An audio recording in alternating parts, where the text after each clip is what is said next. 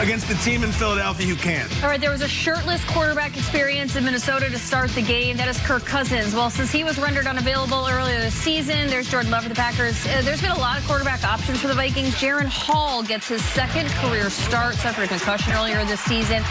This thing gets tipped and picked by Corey Ballantyne, the Vikings 33. That was after the Vikings started the game on a 3-and-out. So that was Hall's second pass attempt on the day. Jordan Love finds a streaking Peters guy, Jaden Reed, for a 33-yard shot. Packers take a 10-0 lead.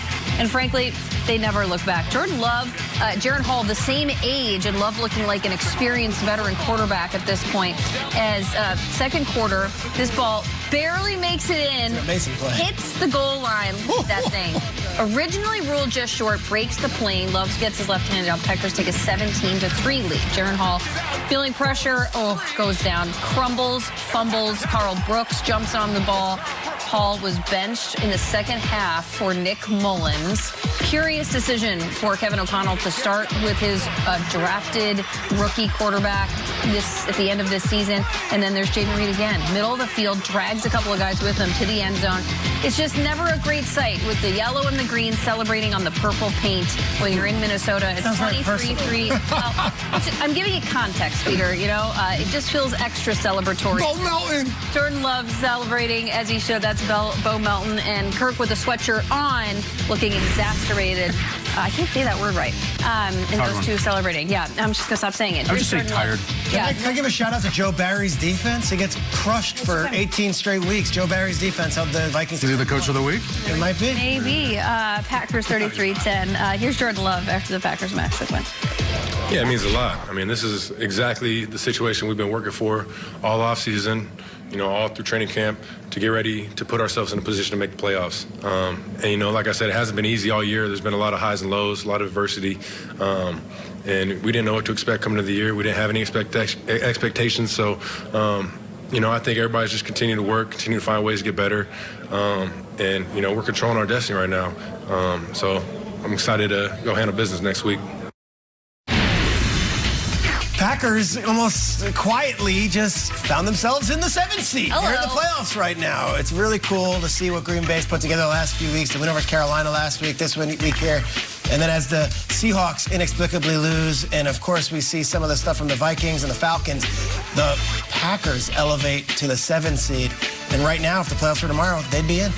So this is one of those rare experiences where we start the year week 1, Packers-Bears. Yeah. Kyle gave this great diatribe about Packers or Bears. You can't let the Packers come in and beat you. Well, now the situation is fully reversed. The Bears are hosting, or they're going on the road to Lambeau, and they fully control their playoff destiny. The Packers do. So how about with a win and in for week 18? This would be crazy. What do we make of the Packers scenario, Peter, they find themselves in? It's been a really cool story for the Packers. I mentioned Joe Barry and his defense stepping up and when they needed him most, but you look at this team, as Rodgers was leaving, I think everyone thought, well, it's going to all be on Jordan Love, and let's see if he can do it with a bunch of no-name receivers. Those no-name receivers are really good. Like, Jaden Reed's a really good receiver. He broke the Packers rookie record for catches in a season yesterday. It's awesome. This guy is all over the field. 2 touchdown catches. You know, they get the ball back from, you know, the ball when Preston Smith strips Jaren Hall, and they come right back and they hit him. He joined Billy Houghton and Eddie Lacy, the old running back, as just the 3rd Packers rookie in team history to score 10 or more touchdowns in a season. Sweet. Jaden Reed is an all-rookie performer. This guy is having an amazing year. Lost in the Nakua and Zay Flowers talk is what Jaden Reed has been doing for the Green Bay Packers, and it's not just him. They've got a really, really young offense that's all coming up together, and of course they've winning in. I'm looking even beyond that. Let's say they do win. How about a wild card week game where the Packers travel to Dallas, and you have Green Bay, Dallas, and it's those 2 logos, and you've got this young, nothing-to-lose Packers team going up against the Cowboys with the weight of the world on them at their home field where they haven't lost all season. I'm into this Packers team. It's a fun story, and I like the way the defense has stepped up the last couple of weeks. It is a fun story because it's kind of been an up and down, especially you look at Jordan Love. He went into this season, and we were talking about him as the guy he's taking over for Aaron Rodgers, and he'd come out, and right away we're like, wow, could this be the same trajectory from Hall of Famer to Hall of Famer to maybe a future one in Jordan Love? And now he's bouncing back, and he's playing really well. And as I look at Week 18, I'm I'm like, all right, on one side, on the Green Bay Packers side, we have Jordan Love. On the other side for the Chicago Bears, we have Justin Fields. We have two guys that you looked at them this past week. They both played unbelievable football. For Jordan Love, in his last seven games, he has like 16 touchdowns and 1 interception. Yesterday for Justin Fields on the other side, we don't know if he's a future quarterback of the Chicago Bears, and all he talked about along with his teammates were, we just want to finish this season with a bang. So as well as the Packers are playing, you talked about a win versus Carolina, and they win last night against the Vikings. The Chicago Bears, although they're not in the playoff contention anymore, they're eliminated. They're going to come fired up for this game because it's a way to finish a game and be spoiler. And you think about it, last year at Lambeau Field, the Detroit Lions went in. They knew they were eliminated as they walked onto the field, as they found out earlier that day. For the Chicago Bears, they know they're eliminated, and they're walking into Lambeau with the same intentions.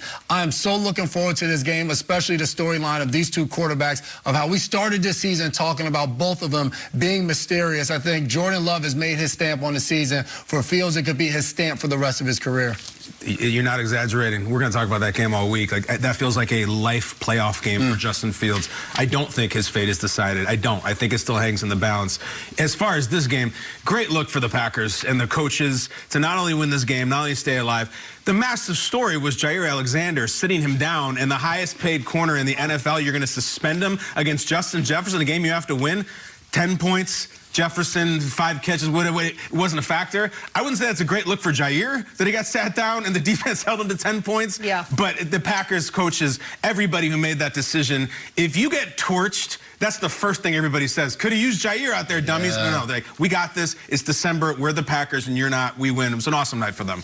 Peter, I think it's a quick review of what the Packers have dealt with for the first part of the season, because everyone had the focus on Jordan Love and just like, what is he going to do? But to your saying defensively, they took some punches, and there was no expectation that this team is going to be here. Yeah, like Joe Barry's been the most dragged upon defensive coordinator this side of Sean Desai, and yet when they needed him most, it was like, all right, the defense stepped up. To your point, without Jair Alexander, losing all those players in the offseason, Zadarius Smith goes with all these guys, and they all stepped up. They were great. Young defense, too. Like, so many young names flying all over the field.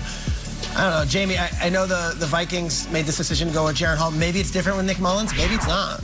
I don't think this conversation should be about the Vikings in this moment. It should be about the Packers and the potential that they find themselves in. Because Simone Biles' husband, you know, part of that defense. Great. Yep, coming up. The Lions caught a tough break on Saturday night against the Cowboys. We're going to unpack that drama. We're going to leave time, some wiggle room. Is this coming up next? This is next. All right. We got things to say still. Clear the decks. Go on. Yeah. Xin chào tất cả các bạn, chào mừng các bạn đã đến với kênh của mình. Và hôm nay thì mình sẽ hướng dẫn cho các bạn cách để có thể làm được một cái ống cắm bút hình chú ếch rất là dễ thương như thế này nhé. Để thực hiện được cách làm cái ống bút hình cái chú ếch này thì đầu tiên là các bạn sẽ phải chuẩn bị cho mình một số các cái dụng cụ như sau nhé. Đầu tiên là chúng ta sẽ có một cái bút chì này. Tiếp theo là mình sẽ có một cái, đây là một cái bút chì nhưng mà nó sẽ là bút chì màu đen nhé các bạn. Đây sẽ là một cái bút chì kim này. Tiếp theo là các bạn sẽ có một chiếc kéo này và các bạn sẽ sử dụng thêm cho mình một cái dùng bắn keo như thế này. Tiếp theo thì chúng ta sẽ có 3 màu như này để làm cái ống cắm bút của mình. Thì mình sẽ có sử dụng cái phần tờ giấy màu xanh này là mình sẽ làm cái phần thân của cái ống bút nhé. Tiếp theo là phần màu trắng và cái phần màu cam này thì mình sẽ sử dụng để làm cái mặt này, cái chân này và cái mắt của cái chú ếch này. Bây giờ chúng ta sẽ cùng nhau thực hiện cách làm nhé. Thì đầu tiên là các bạn sẽ cắt cho mình một cái hình chữ nhật, một cái hình chữ nhật nhỏ nhỏ thôi ở bên trên cái phần tờ giấy này để mình sẽ làm cái phần thân của cái ống cắm bút nhé. Thì cái phần ống cắm bút này thì nó các bạn muốn nó dài hay ngắn thì tùy thuộc vào cái việc là các bạn sẽ cắt cái phần tờ giấy này là như thế nào nhé. Đây mình sẽ cắt một hình chữ nhật khoảng như thế này thôi nhé. Đây mình sẽ cắt một cái hình chữ nhật như thế này thôi. Sau đó thì mình sẽ cuộn nó vào. Đây, mình sẽ cuộn nó vào như thế này để mình sẽ làm cái phần thân của cái ống cắm bút này nha các bạn. Các bạn sẽ dán keo vào đây nha. Rồi sau đó thì mình sẽ nhanh tay mình cuộn cái phần này vào để cho nó tránh bị khô keo nhé.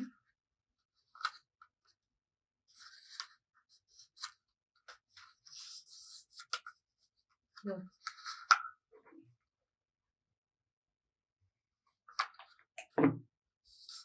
Đây sẽ là cái phần thân của cái ống cắm bút của mình. Sau khi mà đã có cái phần thân này rồi thì bước tiếp theo là mình sẽ đi vẽ cái phần gương mặt của cái chú ếch này, và mình sẽ làm cái phần chân cho nó nhé. Sau đó thì sau khi mà có được cả cái phần chân này và phần đầu rồi thì bắt đầu mình sẽ mới dán cái phần đáy của cái ống cắm bút này vào, chứ mình không để cái ống cắm bút nó có hai đầu nó hở như thế này thì mình sẽ không để được không để được một cái gì nha các bạn. Sau đó thì mình sẽ sử dụng cái phần tờ giấy màu vàng cam này để mình sẽ chia làm hai nhé. Một phần thì mình sẽ sử dụng để mình sẽ cắt cái phần đầu của chú ếch, và cái phần thứ hai thì mình sẽ sử dụng để làm cái phần chân nhé. Thì đối với cái phần đầu này thì các bạn sẽ sử dụng cái bút chì đúng không, để các bạn sẽ vẽ cái phần đầu của nó lên. Đầu tiên là mình sẽ có cái phần mắt này, mình sẽ vẽ cái phần đầu của nó thì nó sẽ giống như là cái phần hình trái tim nhé. Bên trên đầu này thì hai cái phần nó như thế này thì nó sẽ là mắt này. Tiếp theo là mình sẽ đi vẽ cái phần mặt cho nó, cái mặt này.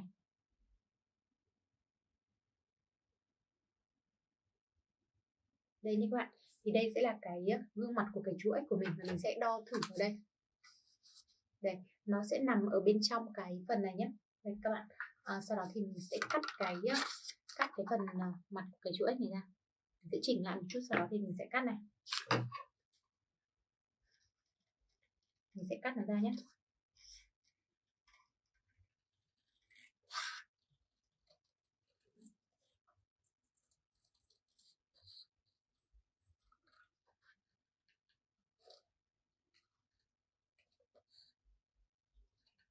Đây sẽ là hai cái mắt của nó nha các bạn.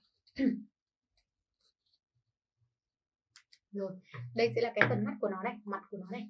Sau đó thì mình sẽ dán lên trên cái phần ống cắm bút như thế này. Nhưng mà mình sẽ chưa dán vội nha các bạn. Bây giờ mình sẽ phải đi làm cái phần mặt cho nó đã, bởi vì là nếu mà mình dán luôn lên đây thì khi mà mình vẽ cái mắt này, vẽ cái miệng này và mình sẽ dán cái mắt vào thì nó sẽ khó hơn là cái việc mà mình sẽ để như thế này để mình cắt nhé. Bây giờ thì mình sẽ cắt cái phần mắt cho nó, thì mình sẽ sử dụng cái phần màu trắng này. Mình sẽ vẽ cái phần mắt của nó vào đây. Cái phần mắt màu trắng này thì các bạn sẽ vẽ nó giống như là cái phần mắt màu vàng nhé, nhưng mà nó sẽ nhỏ hơn. Nó cũng có cái phần hình trái tim như thế này nhé. Rồi. Đây nha các bạn, nhìn nó còn giống hai cái kính. Sau đó thì chúng ta sẽ cắt cái phần mắt màu trắng này ra.